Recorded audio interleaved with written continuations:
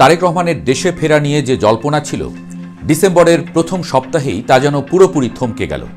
6 ডিসেম্বরেও তারেক রহমান আসছেন না, এটা মোটামুটি পরিষ্কার। তার পরিবর্তে এলেন স্ত্রী জুবাইদা রহমান। অতি অসুস্থ খালেদা জিয়াকে নিয়ে আবারও ফিরে যাবেন লন্ডনে। প্রায় 17 বছর ধরে দলের ভারপ্রাপ্ত চেয়ারম্যান বিদেশে, এখন গুরুতর অসুস্থ অবস্থায় দলের চেয়ারপারসন বেগম খালেদা জিয়াও চলে যাচ্ছেন লন্ডনে। নির্বাচনের মাত্র 2 মাস আগে এই পরিস্থিতি কি কেবলই কাকতালীয়, নাকি বিএনপির শেষের শুরুটা দেখছে বাংলাদেশ?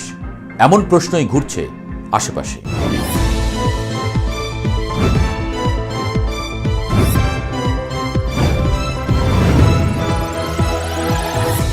এই অনুপস্থিতি দলের তৃণমূল থেকে শীর্ষ পর্যায় পর্যন্ত নানা আলোচনা ও উদ্বেগের জন্ম দিয়েছে। একসময় শেখ হাসিনা এবং খালেদা জিয়াকে বাদ দিয়ে যে -2 ফর্মুলার কথা শোনা যেত, তা কি এখন জিয়া পরিবারের অনুপস্থিতিতে -4 ফর্মুলার দিকেই ইঙ্গিত করছে? আওয়ামী লীগ ঘরানার কিছু বিশ্লেষক এবং শেখ হাসিনার ছেলে সজীব ওয়াজেদ জয় ইতিপূর্বে এমন সম্ভাবনার কথাই বলেছিলেন। তবে কি সেই আশঙ্কা শেষ পর্যন্ত সত্যি হতে চলেছে? জিয়া পরিবারের সদস্যরা দেশে না থাকলে এই কঠিন সময়ে বিএনপির ভবিষ্যৎ কি হবে? দলটি কি তবে পরিবারের হাতছাড়া হওয়ার পথে? কেন এলেন না তারেক রহমান? -4 ফর্মুলার বাস্তবায়ন? আর এ কারণেই কি জুবাইদা রহমান বাংলাদেশে? তারেক রহমান প্রায় 17 বছর ধরে বিদেশে অবস্থান করছেন। এই দীর্ঘ অনুপস্থিতি বিএনপির সাংগঠনিক কাঠামোর ওপর যেমন প্রভাব ফেলেছে, তেমনি দলের তৃণমূল কর্মীদের মনোবলেও চিড় ধরিয়েছে। এখন আবার খালেদা জিয়াও চিকিৎসার জন্য লন্ডনে চলে যাচ্ছেন। কবে নাগাদ তিনি সুস্থ হয়ে ফিরবেন সে বিষয়ে কেউই নিশ্চিত নন।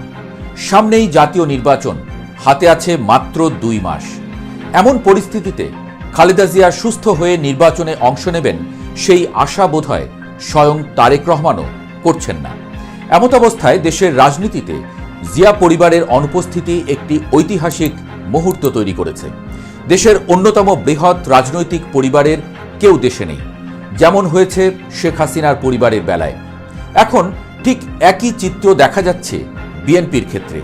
প্রশ্ন উঠেছে, তবে কি -4 ফর্মুলার বাস্তবায়ন হয়েই গেল, নাকি সেটা ঠেকাতেই জুবাইদা রহমান বাংলাদেশে চলে এসেছেন? এসএসএফ নিরাপত্তা এবং তারেক রহমানের ফেরা না ফেরা। বৃহস্পতিবার পরিবেশ উপদেষ্টা সৈয়দা রিজওয়ানা হাসান জানিয়েছেন, খালেদা জিয়া বাদে আর কেউ এসএসএফ নিরাপত্তা পাবেন না, অর্থাৎ তারেক রহমান দেশে ফিরলেও এই বিশেষ সুবিধা তিনি পাবেন না। বিশ্লেষকরা মনে করছেন, এই মন্তব্যের মাধ্যমে সরকার মূলত তারেক রহমানের দেশে ফেরা যে সহজ হবে না সেই বার্তাই দিয়েছে।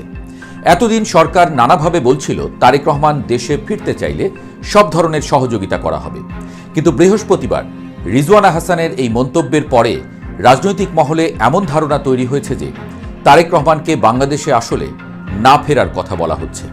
এর ফলে বিএনপিকে এমন এক বাস্তবতার মুখোমুখি হতে হচ্ছে যেখানে দলের সবচেয়ে প্রভাবশালী নেতা এবং ভবিষ্যৎ কাণ্ডারি নির্বাচনের সময় হয়তো থাকবেন দেশের বাইরে, এমনকি নির্বাচনে অংশই নিতে পারবেন না, কারণ তিনি ভোটার হননি। যদিও ঠিক সময়ে নির্বাচনটা হবে কিনা সেটা নিয়ে সংশয় কাটেনি, বরং বেড়েছে, এমনটাই বলছেন বিশ্লেষকরা। নির্বাচন পেছানোর বার্তা এবং জোটের চাপ।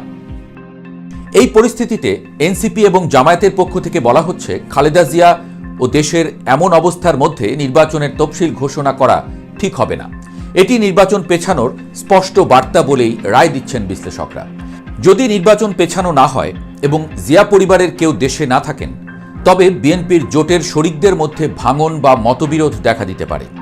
জোটের দুর্বলতা এবং নেতৃত্বহীনতা নির্বাচনকে আরও কঠিন করে তুলবে। ভোটারদের লজ্জা এবং দলের বিপর্যয়। এই পুরো পরিস্থিতিতে সবচেয়ে বেশি সমস্যায় পড়তে পারেন বিএনপির ভোটার এবং সমর্থকরা। দলের প্রধান নেত্রী অসুস্থ, ভবিষ্যৎ কাণ্ডারি দেশের বাইরে।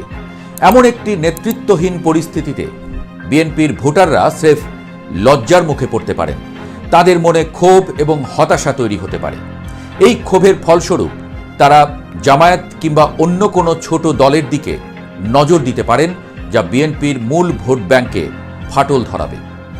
এমনকি মনোনয়ন নিয়ে দলের ভেতরে যে অসন্তোষ, সেটা চরম আকার ধারণ করতে পারে, যেটি মেটানোর কোনো নেতৃত্ব দেশে অনুপস্থিত থাকবে। যদি এমনটি ঘটে, তবে বিএনপি দল হিসেবে চরম সংকটে পড়বে। একটি দলের ভিত্তি হল তার নেতৃত্ব এবং তৃণমূলের সঙ্গে সেই নেতৃত্বের সংযোগ।